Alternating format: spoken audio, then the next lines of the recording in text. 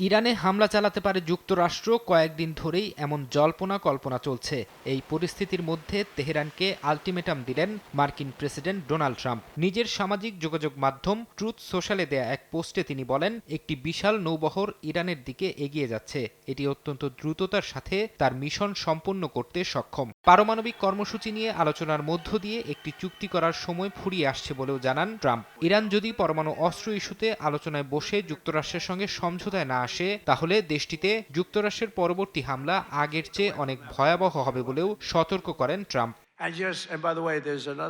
মার্কিন পররাষ্ট্রমন্ত্রী Marco Rubio ইরানের অভ্যন্তরীণ পরিস্থিতি নিয়ে এক বিস্ফোরক মন্তব্য করেছেন। তিনি দাবি করেন, বর্তমানে ইরান সরকার ইতিহাসের সবচেয়ে দুর্বল অবস্থানে রয়েছে এবং দেশটির অর্থনীতি সম্পূর্ণ ধসে পড়ার মুখে। রুবিও বলেন, যদি ইরানের বর্তমান শাসন ব্যবস্থা বা সর্বোচ্চ নেতা খামেনির পতন ঘটে, তবে পরবর্তীতে কে বা কারা ক্ষমতায় আসবে তা বলা খুবই কঠিন।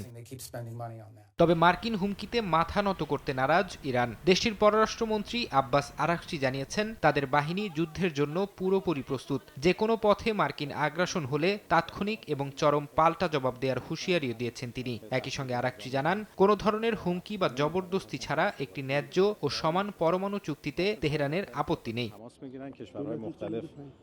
জাতিসংঘে নিযুক্ত ইরানের মিশনও যুক্তরাষ্ট্রের সঙ্গে ন্যায্যতার ভিত্তিতে আলোচনার বিষয়ে ইতিবাচক মন্তব্য করেছে। তবে আলোচনার প্রস্তাব মানেই দুর্বলতা নয় উল্লেখ করে ইরানি মিশন কড়া হুঁশিয়ারি দিয়ে বলেছে, যদি বাধ্য করা হয় তবে তেহরান এমনভাবে আত্মরক্ষা ও পাল্টা আঘাত হানবে যা আগে কখনো দেখা যায়নি। ফরহাদ চৌধুরী, সময় সংবাদ।